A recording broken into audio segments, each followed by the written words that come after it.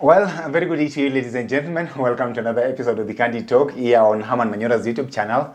My name is Evans Okinyi, and I'm always glad to bring you up to date with comprehensive analysis of all that is taking place in this country and across the borders. Our eyes are set here, and remember, this is the place to be. If you want to know anything that is going on in this particular country, then definitely keep it here at Herman Manyora's YouTube channel. And of course, we are still telling you and reminding you that you're free to market with us, you're free to advertise with us, whatever business you may have outside there, we may actually partner together so that at the end of the day, we benefit mutually from this big platform. Prof, how are you? I'm good. Mm-hmm. Yes. Ladies and gentlemen, as you can see, I'm here with the Professor Herman Manyora, all the way from the University of Nairobi and the western side of this particular country, a side that is known to bring in a lot of academic giants. Like Professor here. Prof, I want us to look at what is taking place. And it's like the back and forth between the president and his deputy is far from over. Right now, the dailies are reporting over total and full withdrawal of the security detail that is attached to the former Deputy President Rigathi Gachagua. And of course, the government is accusing him of promoting dissent against it right now. That is against President Ruto's government with all this taking place. And I mean, of course, this man is out there. We have a new Deputy President. But then look at now what is actually happening. Do you think it's fair? Is it in order for now his security detail to be withdrawn totally?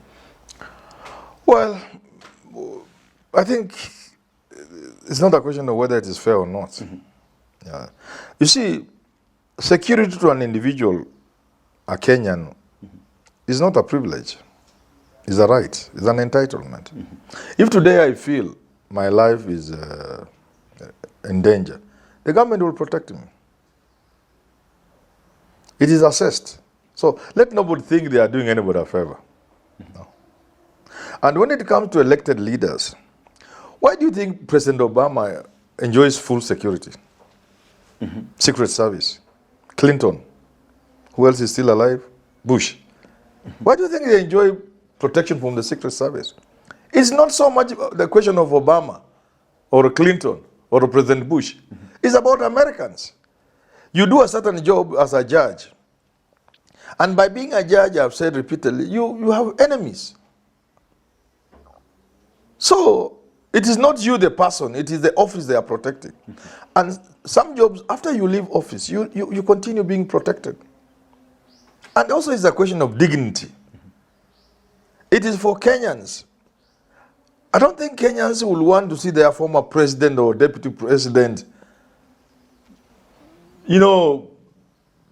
living a certain type of life. Mm-hmm. Miserable. That's why we give them perks.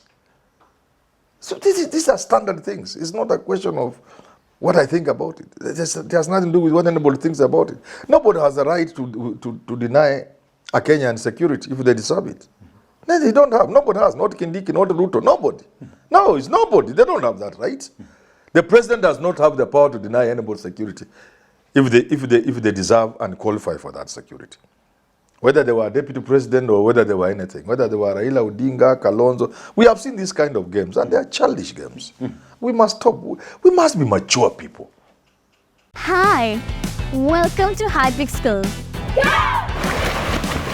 My school, a reputable institution, an epitome of learning. It offers high-quality education. Ithibati. A standard library with pleasant environment for reading. An art club, a home science club, a computer club with vivacious lessons. Our fully equipped laboratory is top-notch, with standard 2 in core curricular activities. Swimming, karate, table tennis, netball, basketball, volleyball, just to mention but a few. To enroll your child, contact us through 0728 040 883 or 0770 587 921. High Peak Schools, quest for excellence. In any case, what do they stand to gain by that? And that's what I'm asking. Some madman can just act and kill somebody. If somebody shot Gachagua today, people will just say it is Ruto. You know that, eh? Okay. Obvious. This one is the government. And yet it may not be the government. So you do your bit. If despite your bit, that happens, you can say it happens. Even US presidents have been shot. You know, Kennedy was killed. He was the president of the most powerful nation on earth, but he was assassinated. It happens. Palmer in Sweden was killed. Prime Minister. You know, it happens. Anwar Sadat. The people killed. India. Indira Gandhi. She was shot. So you can say, despite our effort, something bad has happened. And may God forbid, let nothing happen to these leaders of ours. But if you remove the security from an individual, then something happened which could have happened anyway, even with the security. Where does that leave the government? And the government must realize, and I keep advising this government, we live in a world today where public opinion matters a lot. You can ignore the feeling of the public at your own peril. So I know they may not care what the people think, but what do people think now? You are making now Gachagua even more popular than he could ever have imagined he could be. A man is down, let him be, with a few miserable security boys, with 2 or 3 chess cars. They love power, give it to them. You know, something could happen to somebody, and you'll be blamed for nothing. That's why in this world, it's not even good to threaten somebody. You can threaten somebody and he dies. A friend of mine put himself in a lot of trouble. He had a matatu in Langata, and he warned the driver, never give my vehicle to somebody, the so-called squad. When you want to go and eat, park my matatu, eat. When you want to rest, park my matatu, this place, go rest and come. I don't want another. Then he got somebody in the matatu. Then he looked for the driver. He just gave him one blow. Cut! The man fell down and died. The postmortem later revealed it was not the blow. The guy had his own condition.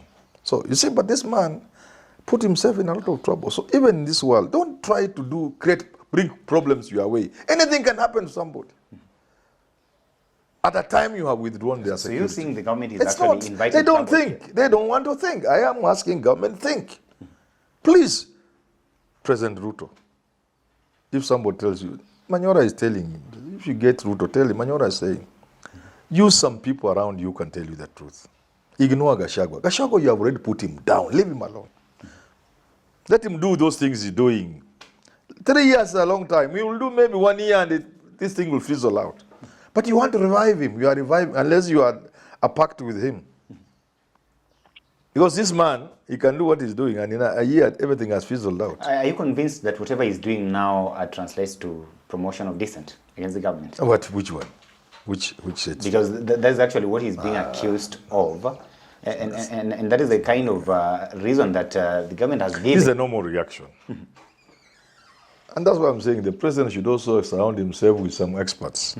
This is just normal reaction. The normal stages of grief. People from Mount Kenya naturally will react the way they are reacting. And this thing will die. What may not die is the deep feeling of the Mount Kenya people and what they can do. In fact, Mount Kenya people don't have to do anything or to say anything now. Sauti yao itasikika in the next election. But in terms of the drama that we are witnessing, this one will fizzle out. That they can take from me. The government can take from me. This drama on the mountain, it will play out for 6 months, it will fizzle out. I'm telling you, people will be excited, Mugithi, dance, where, functions. After 6 months, it will fizzle out. But the Rigathi Gachagua said that we are just getting started. Oh yes, let them start. It's not easy. Where's Gen Z? You think to maintain a momentum in political space is easy? If Gen Zs had not gone down, this country ingekuwa governable. Ruto will be home. Would Ruto be there if Gen Z things hadn't gone down? Would he be there? Would he be in State House?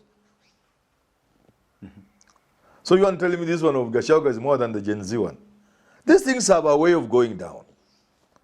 But I understand the mountain people. What will not disappear from their heart is what Ruto has done to them. And anybody can tell Ruto. They will never forget that. Na majibu itatokea kwa debe ya 2027.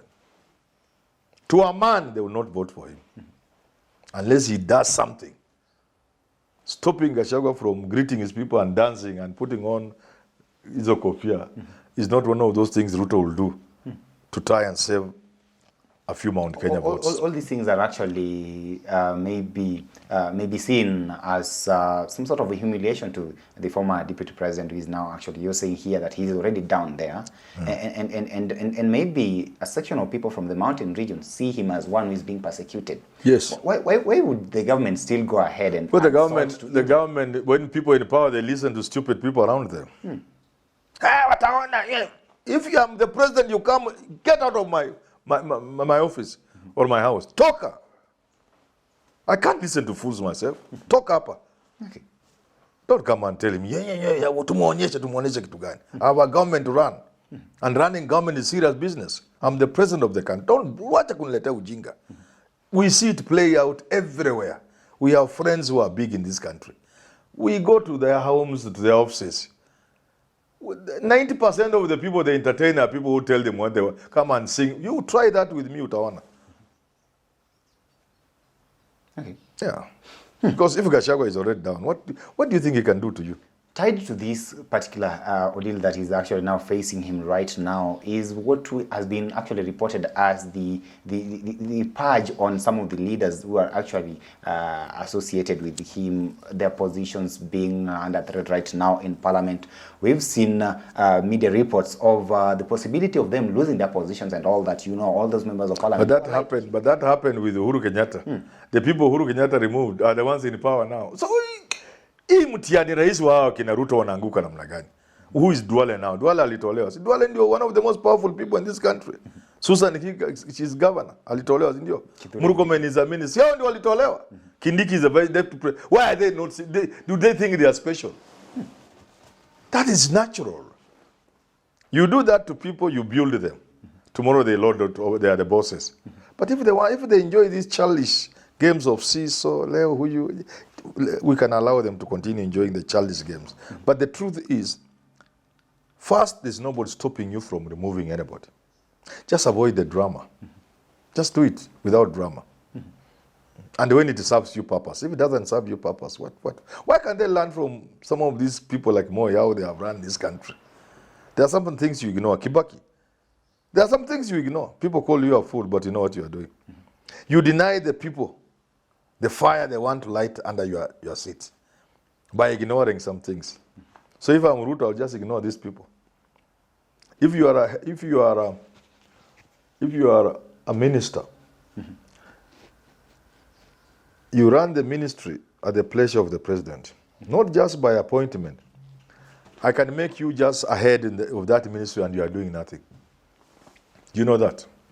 If you are a chair of a committee, I can make sure you do nothing with that committee. The power is not with you. The power is with the members. So, lack of thinking. I can render you impotent as a minister. I can render you powerless as committee chair. If you are running the budget committee, you call the shots because that space is created for you. It can be removed. So that in that committee, you know who calls the shot, not you. So you're just there maybe as a... Yeah, you are just there. You call meetings and the decisions are made by the committee.